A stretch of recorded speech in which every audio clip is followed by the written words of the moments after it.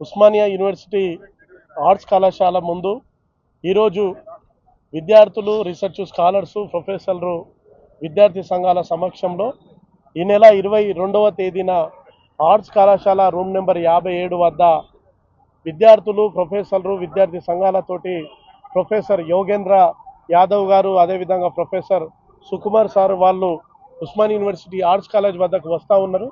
ఈ మధ్య కాలంలో ఢిల్లీలో జంతర్ మంతర్ వద్ద జరుగుతున్నటువంటి జంజీ ఉద్యమం కావచ్చు, దేశంలో నిరుద్యోగ సమస్య మీద మాట్లాడుతూ ఉన్నటువంటి జంజీ యువత కావచ్చు, ఇటీవల కాలంలో నీట్ పేపర్ లీక్ అయింది.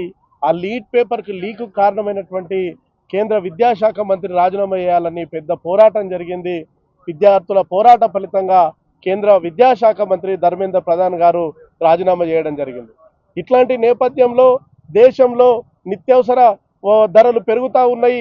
గ్యాస్ రేట్లు కావచ్చు, ప్రతి ఒక్క రేట్లు పెరుగుతూ ఉన్నాయి. దేశంలో విద్యా వ్యవస్థ మొత్తం కూడా కుచించుకుపోతా ఉన్నది. వైద్యం ఆ పేదవాడికి అందట్లేదు. ఇట్లాంటి సందర్భంలో ఈరోజు 45% పైగా దేశంలో విద్యార్థులు, యువత ఉన్న సందర్భంలో రెండు కోట్ల ఉద్యోగాలు ఇస్తామని నరేంద్ర మోడీ ప్రభుత్వం ఎన్నికల మేనిఫెస్టోలో చెప్పింది. కానీ ఎన్నికల మేనిఫెస్టోలో చెప్పినట్టు దేశవ్యాప్తంగా సుమారు 10 లక్షల ఉద్యోగాలు కూడా నింపని దుర్భాగ్యమైన పరిస్థితి ఈరోజు బీజేపీ ప్రభుత్వం అవలంబిస్తూ ఉన్నది. ఇట్లాంటి సందర్భంలో చదువుకున్నటువంటి విద్యార్థులుగా, ఉద్యమ నాయకులుగా, స్కాలర్స్గా, విద్యార్థి సంఘాలుగా, ఇటు ప్రొఫెసర్స్ ప్రతి ఒక్కళ్ళము మేధోమదనం చర్చ జరగాలి.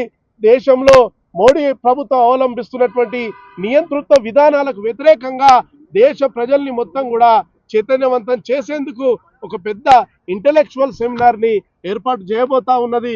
దీనికి ఇక్కడ ఉన్నటువంటి విద్యార్థి నాయకులు, సత్య కానీ, మిగతా విద్యార్థి సంఘాలు, ఇక్కడ ఉన్నటువంటి వాళ్ళు లీడ్ చేయడము, స్వాతి గారు కానీ, ఇక్కడ ఉన్నటువంటి ప్రతి ఒక్కళ్ళు ఈ కార్యక్రమాన్ని లీడ్ చేయడం జరుగుతూ ఉన్నది. కాబట్టి దేశంలో ఉన్నటువంటి విద్యార్థులారా, తెలంగాణలో ఉన్నటువంటి వివిధ విద్యార్థులారా, స్కాలర్స్లారా, మీరు ఈ నెల 22వ తేదీన ఓయూలో జరగబోయేటటువంటి ఈ టాక్కు అందరూ వచ్చి దేశంలో మోడీ ప్రభుత్వం అవలంబిస్తున్న నియంతృత్వ విధానం మీద చర్చ చేసేందుకు ఓయూకు రావాలని చెప్పేసి ఓయూ విద్యార్థులుగా, డిబిఎస్ఏ విద్యార్థి సంఘం పక్షాన మేము ఆహ్వానిస్తా ఉన్నాం. Thank you. జై భీమ్.